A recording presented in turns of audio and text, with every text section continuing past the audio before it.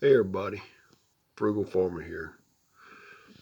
This is an old picture of a school nurse with some girls, and I'd hate to know what they're having to take. I hope it ain't castor oil. But my grandma was very liberal with castor oil. I don't know what it's supposed to cure, but that's some of the worst stuff I've ever had. Anyway, we had a school nurse where I'm from, Miss G. Well, I had quite a bit of contact with Miss G. I guess I might as well go in order. Um, when I was in first grade, uh, as I've mentioned throughout several videos, I couldn't speak that well. So they thought we had some mental deficiencies as well as they wanted my hearing checked. Well, a buddy of mine named Randy told me that if we didn't cooperate on that test, that they'd carry us uptown to another place and we'd get to go by Hardy. I don't know if Hardee's was supposed to be a cure for your hearing or what was the deal with that. So anyway, I didn't cooperate. I didn't raise my hand. It was little, you put headphones on, you had little beeps, and you raised your hand, and they looked at you, and I think it even had it on which side or whatever. I'm not sure about that. I don't think it was that. I took a later hearing test, so I may be getting that confused with that one years later. So anyway, I didn't pass the test evidently. And that's kind of the story of my life in a lot of ways. Um, So they made a call home to my parents that I was going to have further testing on my hearing.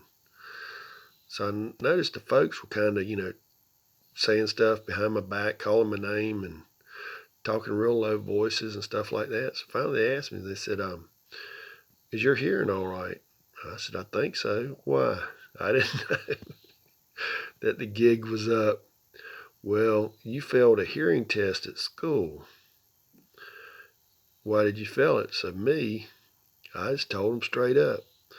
Well, if I can go to the other place to get my hearing checked, I can go by Hardee's and get a hamburger. Oh gosh. Well, evidently, I was corrected on my train of thought there, and I was told that I would be taking the test again, and I better pass it. So, second go around, I passed it. Didn't get to go to Hardee's, and I even tried to leave school. And Miss Gibson, I don't know. I guess she took care of all these schools. Well, I went there and tried to fake being sick. Got busted on that one too. And years later, when I was in junior high, I was growing. Um, they were worried about me having scoliosis in my back and everything else because I grew like a foot in a year. And I got walking real funny. Well, the reason I was walking funny was to make my pants long enough where I wouldn't be wearing high waters. Well, Miss G noticed that. She called home again, telling my folks I might need x-rays. Well, they got to looking at me. So finally, my dad asked me, he said, "What's the deal? Why are you walking funny?" I said, "I'm not walking funny." He said, "No, at school." He said, "We got a call." He said, "They're worried about your back." Well, I told him about my britches not being long enough. And he told my mom to get me some more pants. Well, what mom found was some kind of material she could sew to the end of my britches.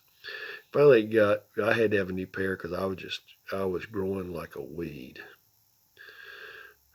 But Miss G, she was a heck of a nice lady because she didn't wring my neck as much as I put her through. And but she took care of, I think, the whole county. She was the only nurse. Now I guess you have a nurse at every school, and you have to have a security officer. We didn't ever have no security officer. We had that old gym coach that'd come out there and beat everybody up to get you to stop fighting. But anyway, times have changed, and we need what we need.